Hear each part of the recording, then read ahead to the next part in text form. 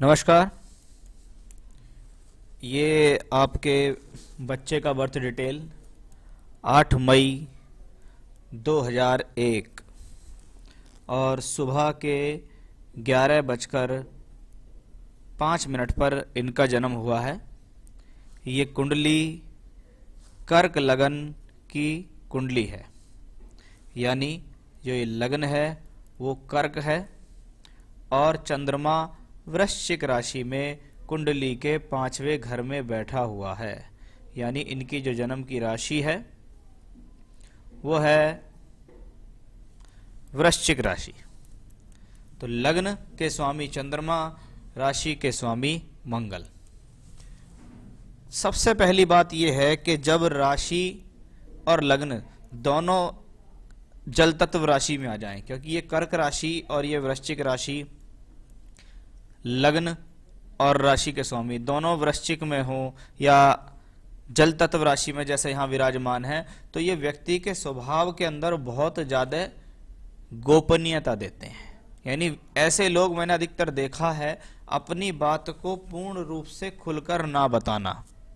कुछ ना कुछ इनके दिमाग में हमेशा से किसी न किसी चीज को लेकर उधेड़ बुन चलती रहती है। कुछ ना कुछ सोच विचार या गहन चिंतन इनके जीवन में हमेशा चलता ही रहता है। यहाँ लगन कर्क लगन है और लगन का मालिक जो है वो पंचम भाव में है, जो कि आपकी राशि को भी रिप्रेजेंट करता है कि आपकी वृश्चिक राशि है। लग्नेश का पंचम में जाना, व्यक्ति बुद्धिमान तो है लेकिन व्यक्ति अपनी सोच को, अपनी बुद्धि को और कार्यों में लगा देता है।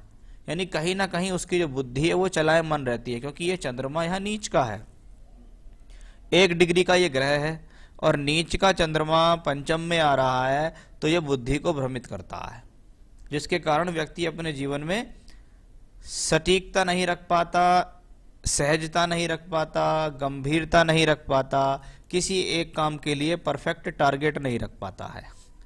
तो यहाँ लगन और राशि से ये हमें यहाँ पता लगा है। वैसे लग्नेश पंचम में जाए तो पंचम भाव पूर्व पुण्यों के लिए जाना जाता है कि व्यक्ति को अपने पूर्व जनित कर्मों के द्वारा जीवन में सुख साधन प्राप्त होते रहते हैं।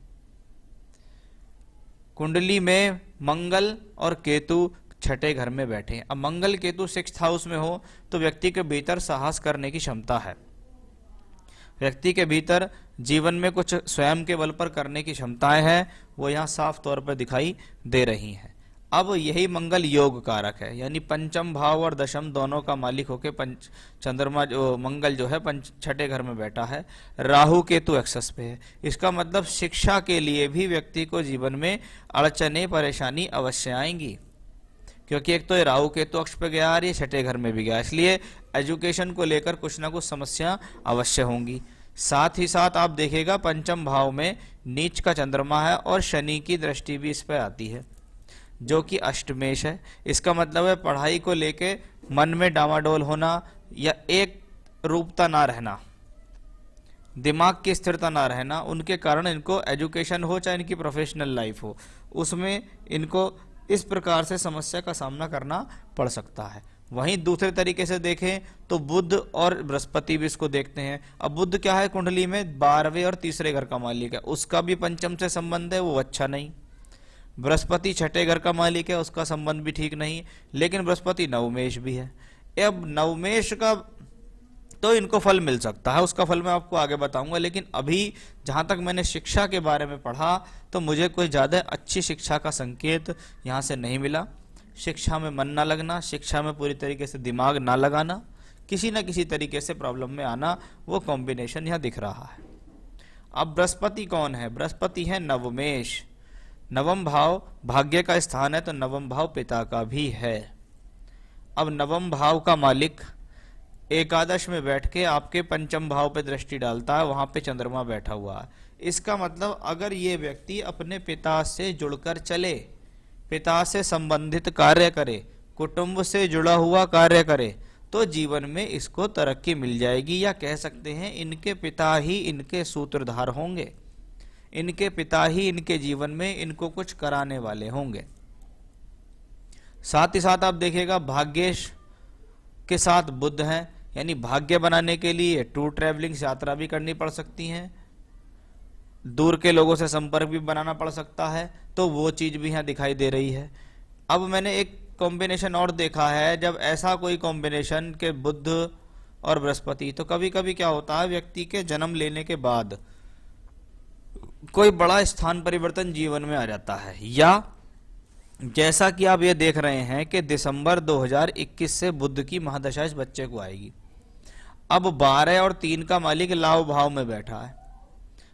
इसका मतलब है कि बुध की दशा में ऐसा संभव है कि पिताजी कोई मकान खरीद लें, आप दूसरे मकान में जाकर शिफ्ट हो जाएं, या आपको स्थान परिवर्तन कर लें। यानी कुछ ना कुछ चेंज आने वाली दशाओं में अवश्य आएगा, क्योंकि बुध की महादशा बहुत बड़ी है, लेकिन उसमें ऐसे परिवर्तन आएंगे जरूर। शुक्र इस कुंडली में देखिएगा बहुत सुंदर राशि परिवर्तन में है। राशि परिवर्तन अपने आप में एक राजयोगों में भी बड़ा राजयोग होता है। ऐसे योग हमने देखे हैं कि लोगों को राशि परिवर्तन कुंडली में अगर अच्छे स्थानों में हो तो जीवन में कुछ खासा मेहनत नहीं करनी पड़ती, बस सब कुछ जमा जमाया मिलता है, उस पर जाके आपको काम करना है। यहाँ भाग्य स्थान और लाभ स्थान का संबंध जब राशि परिवर्तन करे गुरु और शुक्र, तो भाग्य का लाभ से संबंध हो गया, सीधा सीधा है कि लाभ का मालिक बैठा भाग्य में, भाग्य का मालिक बैठा लाभ में, दोनों एक दूसरे से कनेक्टेड हो गए।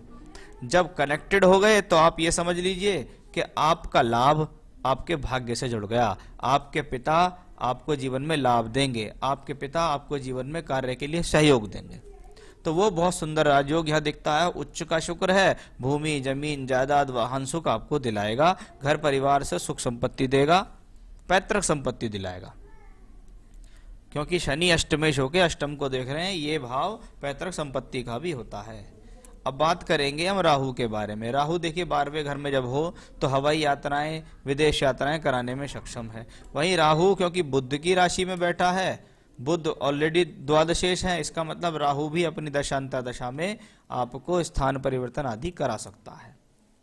सूर्य धन भाव और कुटुंब भाव का मालिक कर्म स्थान में। अब इसको आप मोटे तौर पे देखिए कि धन व्यापार के घर में पहुंचा, कुटुंब का मालिक व्यापार के घर में पहुंचा कि भैया कहीं दिमाग लगाने की जरूरत नहीं है, जो प्रोफेशन घर में हो रहा हो, जो बाबा करते हो, जो पिताजी कर रहे हैं, जो वर्तमान में घर में कार्य हो रहा है, उसके अंदर अपना इंटरेस्ट जगाओ।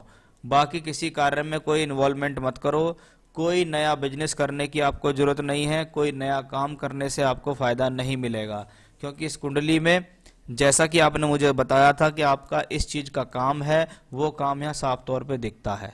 मैं इस बच्चे को कोई दूसरी लाइन, कोई दूसरा व्यापार, कोई दूसरा व्यवसाय नहीं कहूंगा। इसलिए सबसे पहला सवाल का जवाब कि कौन सा व्यवसाय करना चाहिए और कैसा करना चाहिए वो यहाँ दिखता है। अब कुंडली के अंदर आने वाली दशाएं बताती हैं कि व्यापार कैसा रहने वाला है। आप गौर कीजिएगा कि दिसंबर 2021 तक शनि में बृहस्पति चल रही है, उम्र है इनकी लगभग 19 वर्ष, अब के ये 20 साल के हो जाएंगे।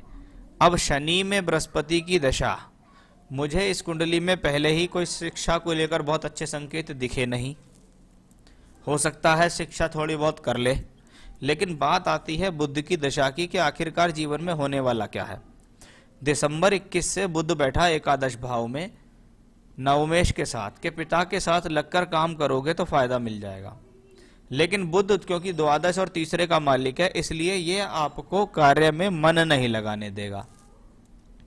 साथ ही साथ आप देखिएगा ये महादशा का मालिक जो बुध है वो यहाँ पे नवांश कुंडली में अष्टम भाव में बैठा है, यानी फिर से बुध ने इंडिकेशंस दिया प्रॉब्लम का।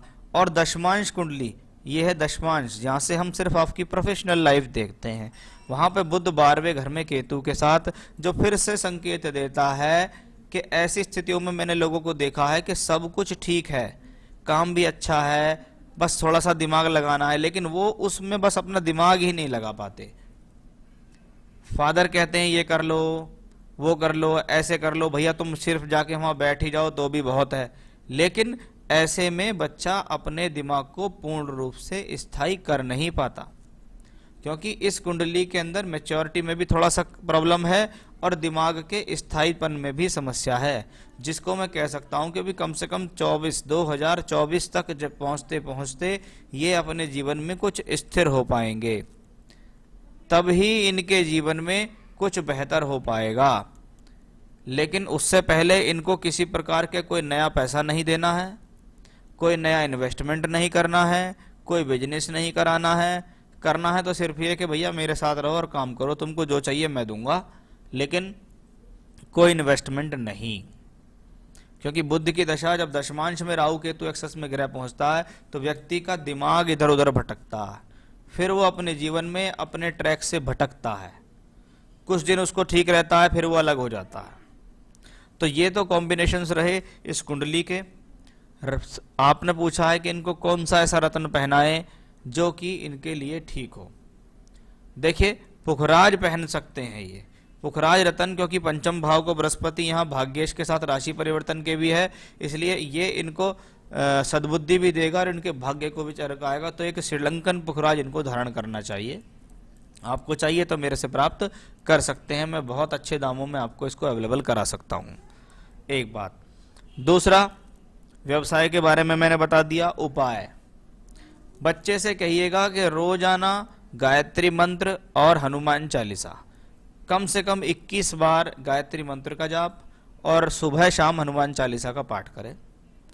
मंगलवार के दिन हनुमान जी के मंदिर जाए, वहां जाके प्रसाद चढ़ाए, हनुमान चालीसा का पाठ करें मंदिर में खड़े होके। और बुधवार के दिन, ये उपाय बहुत लंबे समय तक करना है, इसके लिए मैं बता देता हूं। बुधवार के दिन 5 बूंदी के लड्डू खरीदने हैं, मार्केट से 5 बूंदी के लड्डू खरीदिए, मंदिर जाइए, भगवान गणेश के सम्मुख वो प्रसाद आप रखिएगा। वहां पर खड़े होकर आप गणेश जी का मंत्र पढ़ सकते हैं, गणेश जी की आरती पढ़ सकते हैं, गणेश जी से कह सकते हैं हे गणेश भगवान मुझे सद्बुद्धि दें, ज्ञान दें। ये उपाय जितने भी मैं आपको बता रहा हूँ ये बड़े लंबे समय तक करने हैं। इनको अगर ये करते चले जाएंगे तो इनको बहुत ज़्यादा फायदा अपने जीवन में मिलता चला जाएगा। तो ये था आपके हॉरोस्कोप का एनालिसिस और आपके सवालों के जवाब।